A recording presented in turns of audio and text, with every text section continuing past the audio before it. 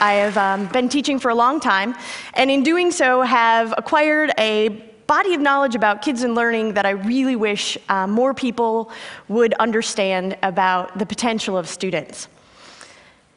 In 1931, my grandmother, bottom left for you guys over here, graduated from the 8th grade. She went to school to get the information because that's where the information lived. It was in the books, it was inside the teacher's head, and she needed to go there to get the information because that's how you learned. Fast forward a generation, this is the one-room schoolhouse, Oak Grove, where my father went to a one-room schoolhouse, and he again had to travel to the school to get the information from the teacher, store it in the only portable memory he has, which is inside his own head, and take it with him, because that is how information was being transported from teacher to student and then used in the world. When I was a kid, we had a set of encyclopedias at my house. It was purchased the year I was born, and it was extraordinary because I did not have to wait to go to the library to get to the information. The information was inside my house, and it was awesome.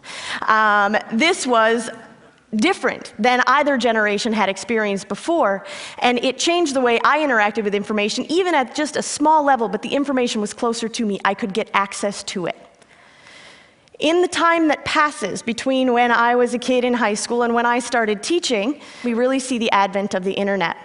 Right about the time that the internet gets going as an educational tool, I take off from Wisconsin and move to Kansas, small town Kansas, where I had an opportunity to teach in a lovely small town, rural Kansas school district, where I was teaching my favorite subject, American government. My first year, super gung-ho, going to teach American government, loved the political system. Kids in the 12th grade, not exactly all that enthusiastic about the American government system. Year 2, learned a few things, had to change my tactic, and I put in front of them an authentic experience that allowed them to learn for themselves. I didn't tell them what to do or how to do it. I posed a problem in front of them, which was to put on an election forum for their own community.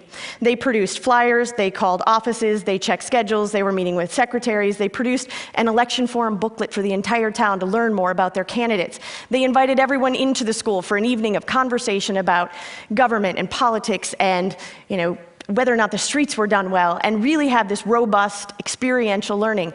The older teachers, more experienced, looked at me and went, "Oh, there she is, that's so cute. She's trying to get that done. She doesn't know what she's in for." But I knew that the kids would show up, and I believed it, and I told them every week what I expected out of them. And that night, all 90 kids, dressed appropriately, doing their job, owning it. I had to just sit and watch. It was theirs. It was experiential. It was authentic. It meant something to them, and they will step up. From Kansas, I moved on to lovely Arizona, where I taught in Flagstaff for a number of years, this time with middle school students. Luckily, I didn't have to teach them American government, could teach the more exciting topic of geography.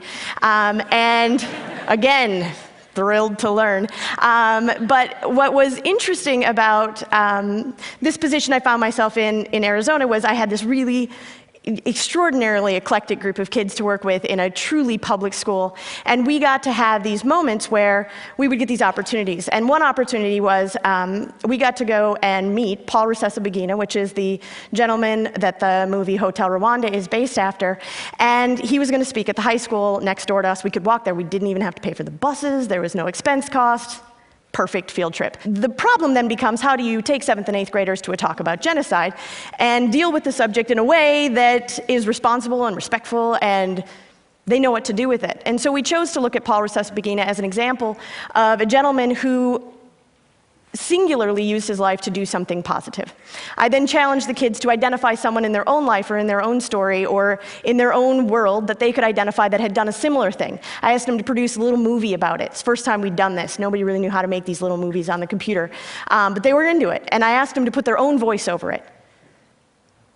It was the most awesome moment of revelation that when you ask kids to use their own voice and ask them to speak for themselves, what they're willing to share.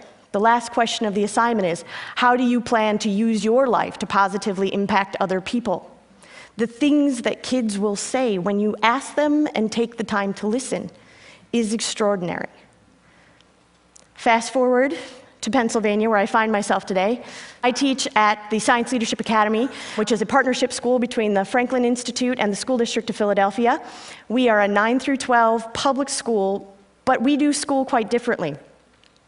I moved there primarily to be part of a learning environment that validated the way that I knew that kids learned, and that really wanted to investigate what was possible when you were willing to kind of let go of some of the paradigms of the past, of information scarcity when my grandmother was in school and when my father was in school, and even when I was in school, into a moment where we have information surplus.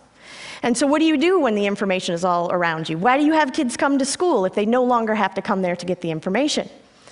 In Pennsylvania, we have, in Philadelphia, we have a one-to-one laptop program, so the kids are bringing in laptops with them every day, taking them home, getting access to information.